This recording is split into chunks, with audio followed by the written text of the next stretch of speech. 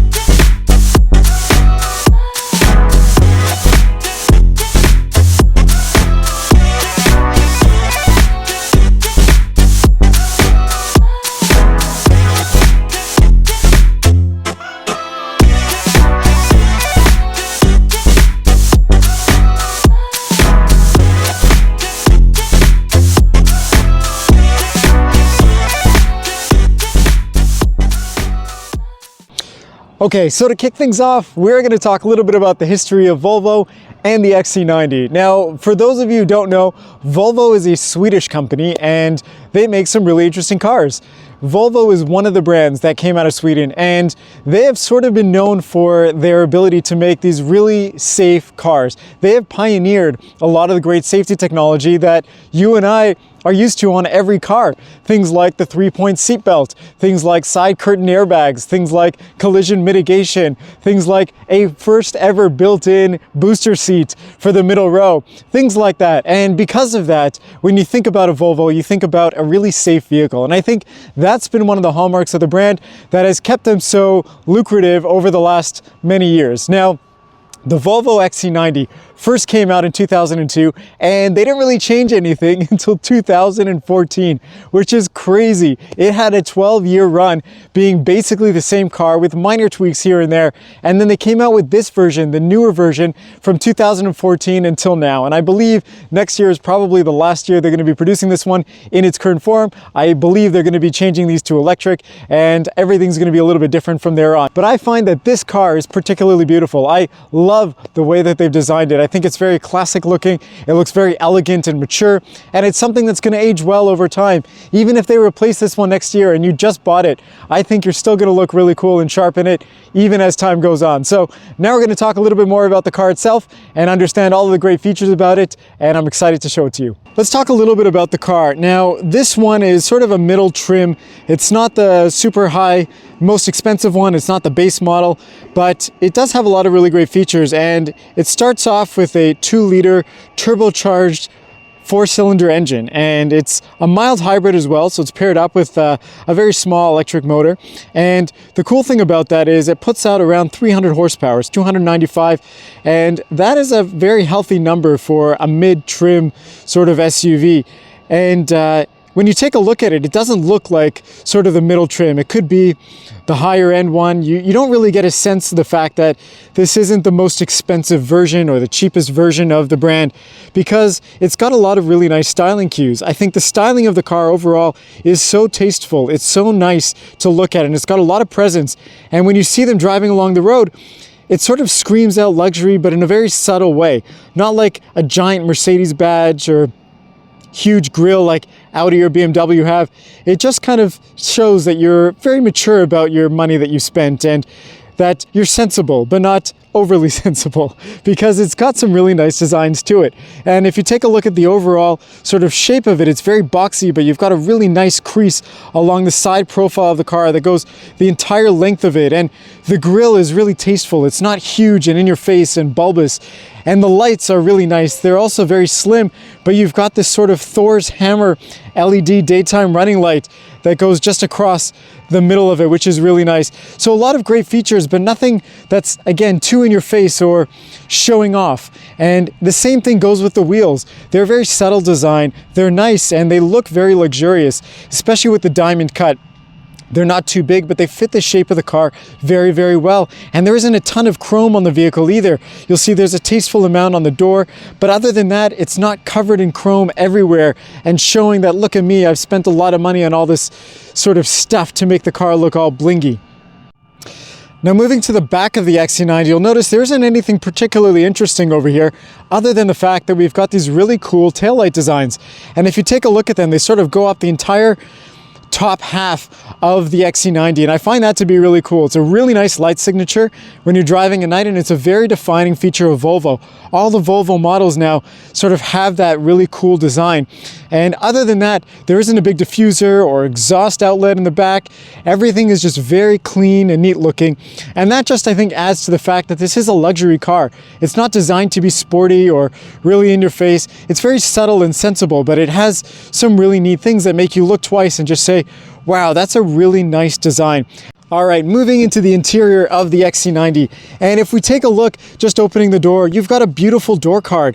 So many different colors and contrasting and different types of materials. And that's something that I absolutely love. You've got the soft touch material up here at the top.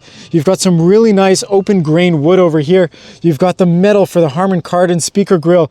You've got a metal door handle to pull the door open. You've got, again, some really nice supple leather over here on the armrest, and all the switchgear over here feels very, very high quality, and they're sort of glossy, but they feel super nice and they don't look cheap at all.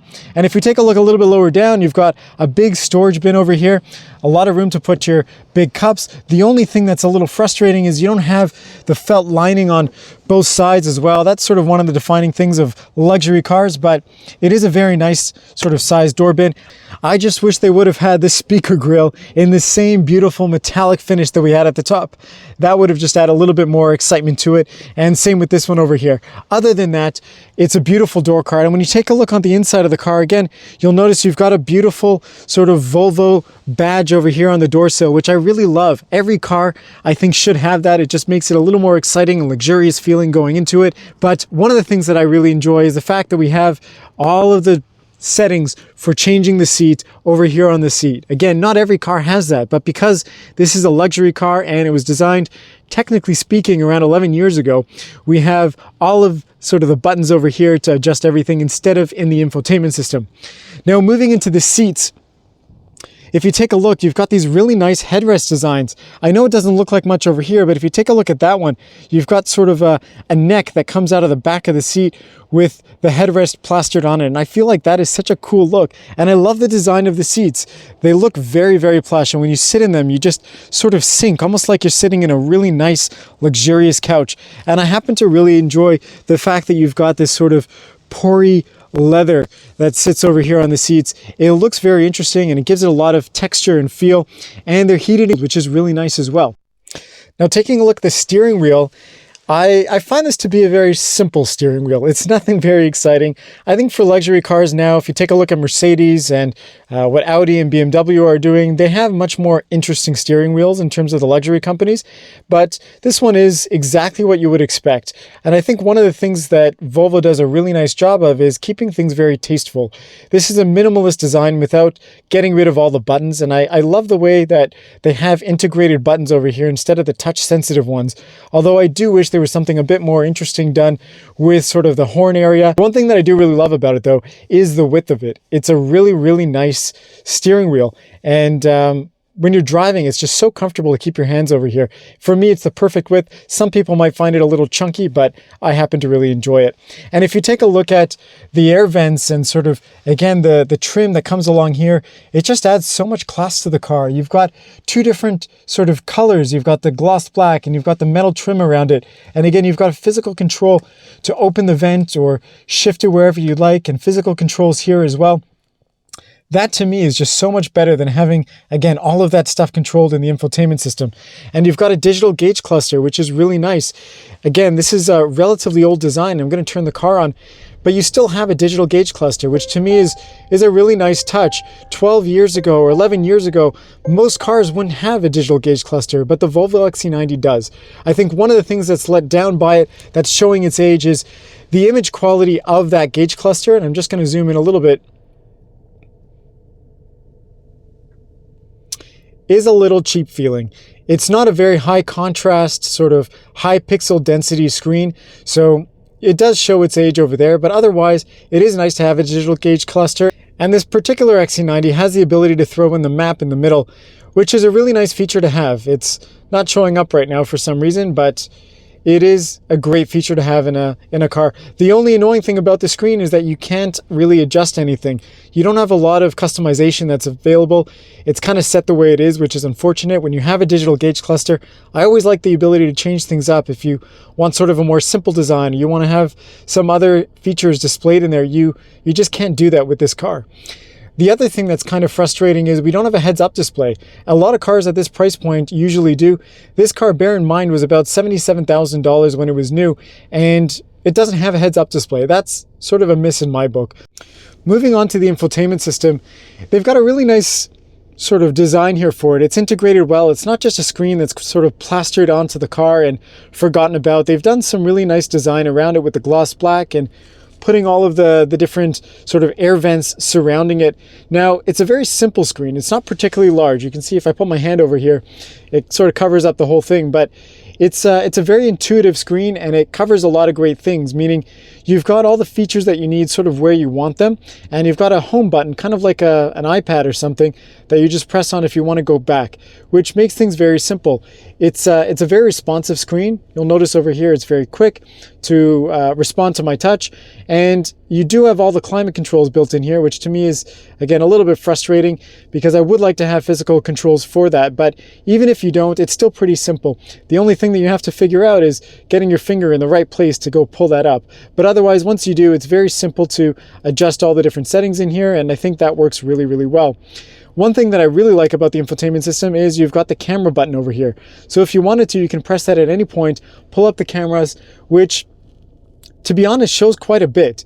It's not a very high quality camera system, but again, you've got different angles and you can sort of zoom in on those if you wanted to see what's going on around you or in front of you, and you can always sort of play around with that, and it works very, very well. But again, the resolution of the cameras is not particularly great, which is unfortunate for a luxury car at around $77,000. But otherwise, I do like the fact that we've got the surround view cameras and that you can sort of pinpoint the camera that you want to take a look at, as opposed to just being forced to sort of see one view versus another.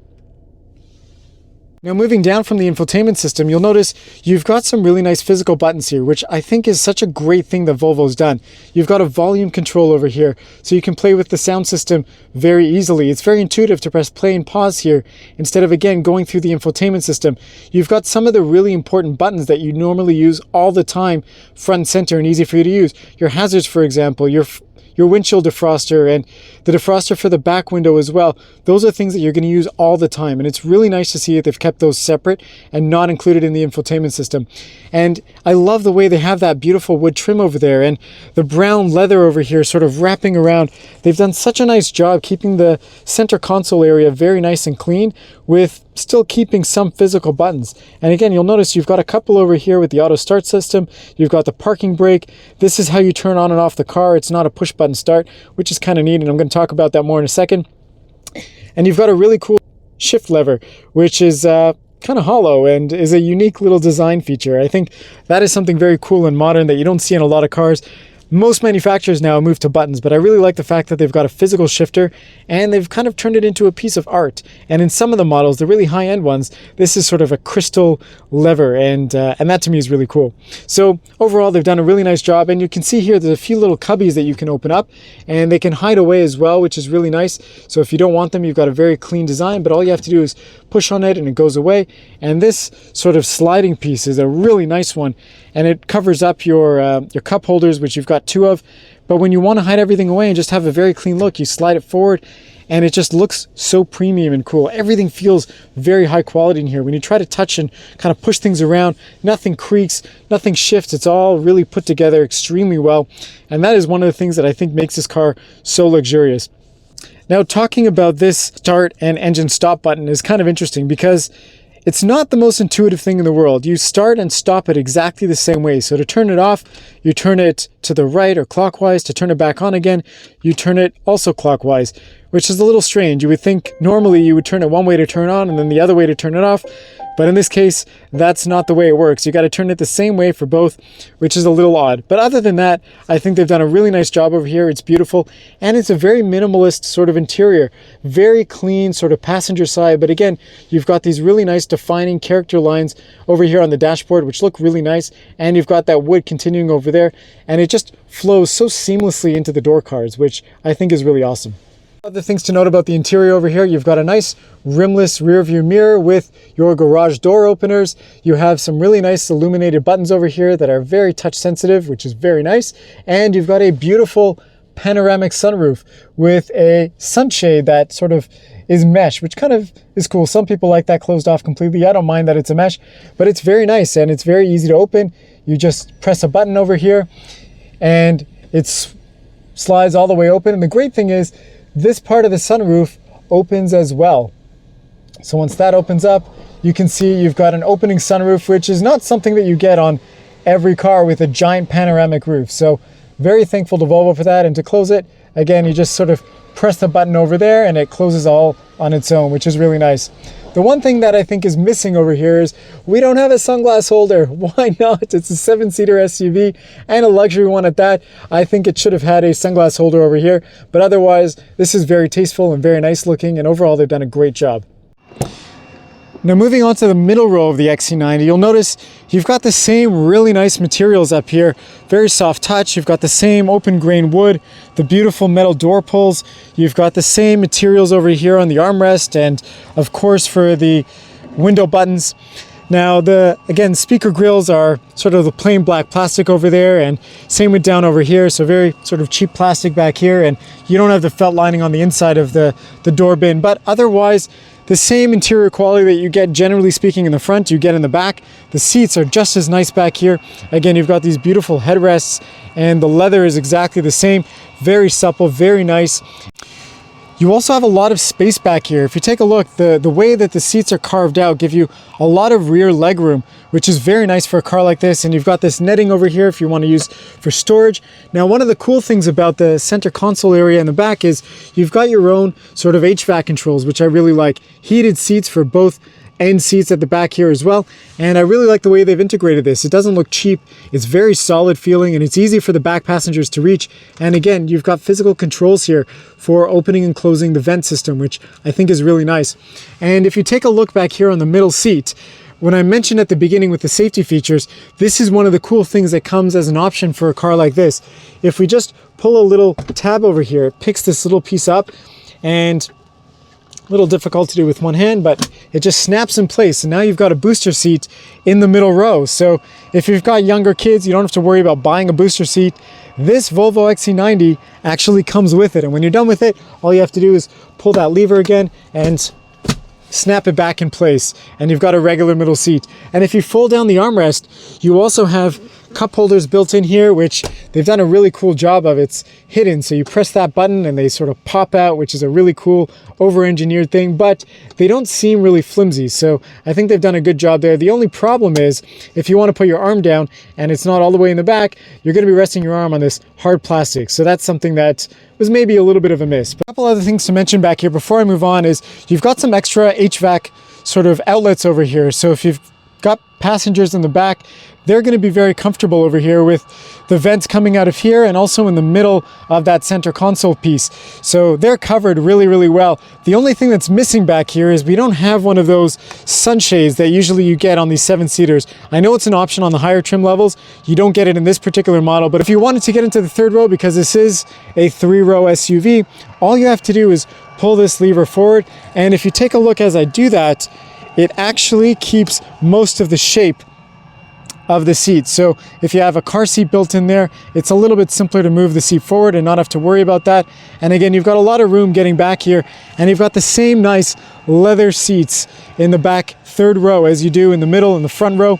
And I will say that the back row is not so cheap feeling either. You've got cup holders here, you've got some air vents back here, and you've got another one, if I can find it, just over here. So people in the back row actually feel very comfortable. You also have speakers in the ceiling, and you've got those same beautiful lights at the top.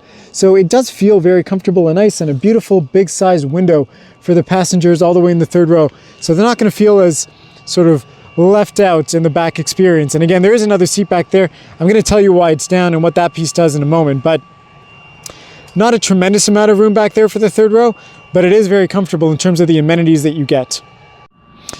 Now, moving to the cargo area of the Volvo XC90, we're going to open up the tailgate here. You'll notice that with the seats up, you've got a fair amount of space. It's actually pretty good for a 3-row SUV, and I think part of the reason for that is you're a little compromised in the third row seating back there in terms of legroom, but there isn't really a lot going on back here, but you've got these really nice hooks that just pop out. So if you've done groceries, they can hang around there and not roll them around too much in the back. And lowering the back seats of the XC90 are really simple. You just pull on this tab, the headrest pops forward, and then you can just drop the seat down, which is really nice. And when the seats are folded, you'll notice you've got a lot of space back here. Tremendous cargo room, especially because this is a very boxy SUV. The only downside about all this is there's no way to pick up that third row seat. You have to lean all the way in or really go around from the middle row and pull it back up. I wish these were power operated. I mentioned to you there was that giant piece in the back, and I'm going to show you what that is right now. There you go. So this is the cargo cover, and I really actually like this one, although if you want to take it out, there's nowhere to store it. That's probably the only downside about it. But again, I really love the ability to have a sliding one that you can just put back into its own specific place, because that allows you to have all the space back here without having to take it out. Although if you do want to use the third row seats, again, you got to take that out and leave it somewhere in your garage, because there is nowhere in the interior of this car that will fit that particular cargo cover. So that is one of the frustrating things, but otherwise it is really nice to have, and it's a very cool touch that it's a sliding one, even though you've got a third row seat here. Last thing that I'll mention about the cargo area over here in the trunk is you've got the really cool buttons back here that allow you to close the trunk and close and lock the doors, which I love.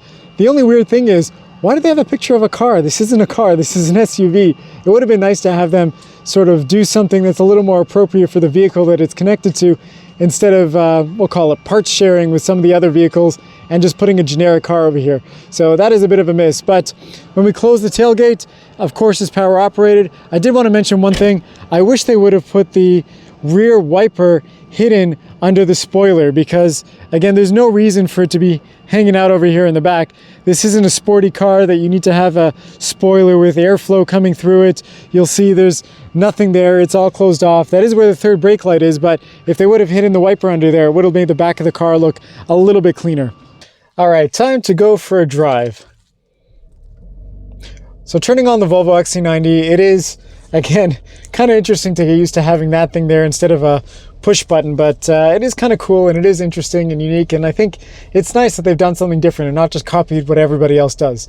So getting into this car, very, very simple and straightforward. I think they've designed it well. There's a lot of really nice things that allow you to just get in and use it very simply without having to worry too much about how or where things are. It doesn't confuse you by any stretch. But let's talk about who this car is for and my general impressions about it. So it's interesting because the luxury car market is pretty saturated. You've got a lot of different cars from BMW, Audi, Mercedes, you've got Porsche, you've got so many different brands right now, Land Rover and Jaguar, and a lot of different brands that are consuming the luxury car market. There aren't a lot of luxury 7-seater SUVs in the sort of mid-sized SUV space that this one holds. If you think about Mercedes, they don't really have a GLE with 7 seats anymore. They don't have a X5 with 7 seats anymore for BMW. And Porsche doesn't offer a 7-seater version of the Cayenne. So really, if you're taking a look at a 7-seater SUV, it's basically this, or you got to jump up to BMW's X7, or you got to jump up to also Mercedes GLS. The other one really that you have as an option is the Audi Q7.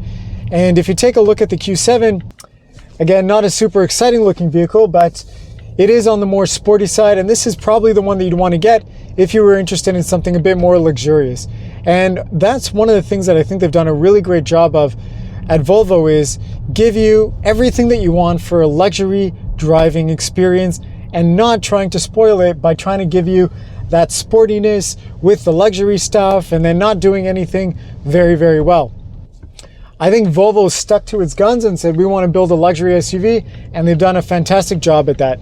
You know, that is really cool. And I think getting into the modern area for younger people that have a family and just want something quiet and comfortable and easy to get along with, I think Volvo has done a really nice job here. And if I were looking to spend $76,000 on a 7-seater SUV, this would definitely be on my list of cars to take a look at.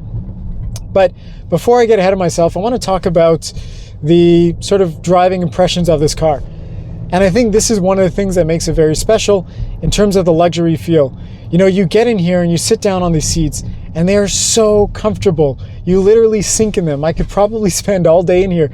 These are the kinds of seats that I would want in a movie theater in my house, you know, because they're just so plush and they make you feel so comfortable. They're really adjustable. You know, you've got all the different settings on the side, and they don't do sort of any of the sporty stuff by hugging you in too much. I think they've done a really nice job of just giving you a nice place to be. And the driving position is pretty good. You're high up. You've got great visibility out of the car too.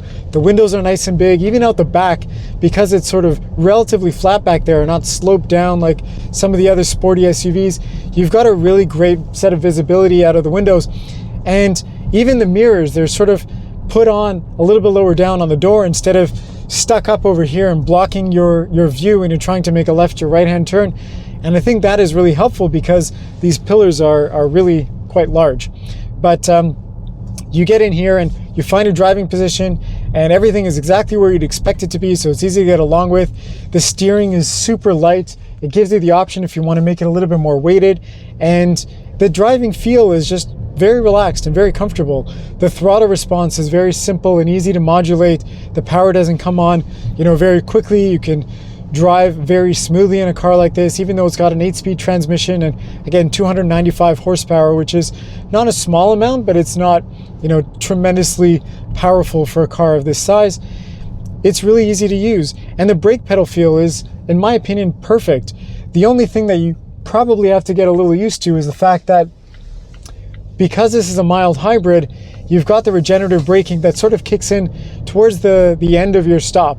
So as you're pressing the brake pedal and you're coming more to the, you know, complete stop, you'll find that it sort of sucks you in a little bit, and that is something that you'll probably have to get used to if you've never driven a hybrid or an electric vehicle.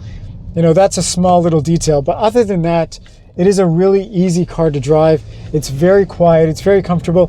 The one thing that surprises me a little bit with the driving experience is you hear a little bit more of the engine notes than I would have expected. This is not again, a sporty car or a quick car by any stretch, and you hear a little bit of that engine note coming through, which is not super intrusive, but you would expect a car of this sort of caliber and luxuriousness and not have that intruding as much as it is. But other than that, it is a very quiet experience. The ride is very comfortable and soft. It sort of floats over things. So, you know, you've got a very tuned suspension. It's not going to be something that you're going to, you know, heave around corners and take on the track by any stretch, but it's very comfortable. So as a family vehicle, one that's practical, that's easy to use to fit 7 people and drive in comfort and have all the features that you'd probably want out of a luxury car, I think Volvo's done a great job. And I think that's sort of the piece that makes people sort of drawn to it. It looks great. It feels very comfortable. And there's another XC90 right beside me. I think that is one of the appealing things about it.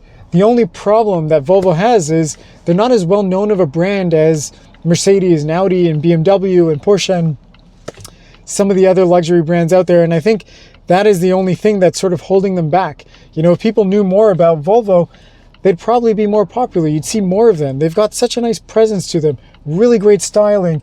And, you know, for people who don't want to be showing off with a giant Mercedes badge or Audi badge or Mercedes badge, but still want, you know, all the great luxury features, this is such a great option. I don't understand why more people don't have them.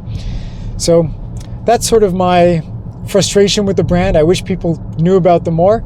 I know they're owned by a Chinese company, which probably doesn't do them any credit in the luxury car market. But other than that, you know, they've got a long history of creating really nice cars.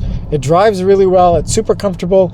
You've got all the features that you probably want. The tech maybe is a little bit old and the camera system is not perfect, but you know, what company has everything set out perfectly? So if I were looking for a luxury feeling SUV for the family, I would definitely be considering the Volvo XC90.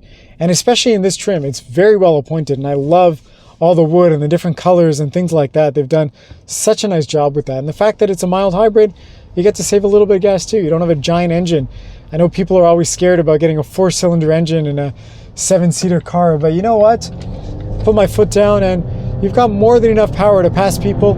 It picks up pretty well. It's not, again, super powerful, but it does the job. And if you want a more powerful engine, they've got it.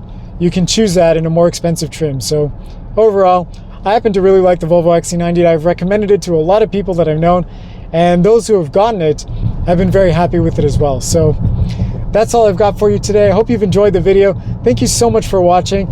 Thank you again for those who subscribe and continue to leave comments and share and like the videos. I really appreciate it. That's the stuff that makes me encouraged to keep doing this, and it keeps me going. So thanks again. I hope you have an amazing rest of your week, and I'll catch you again in the next video.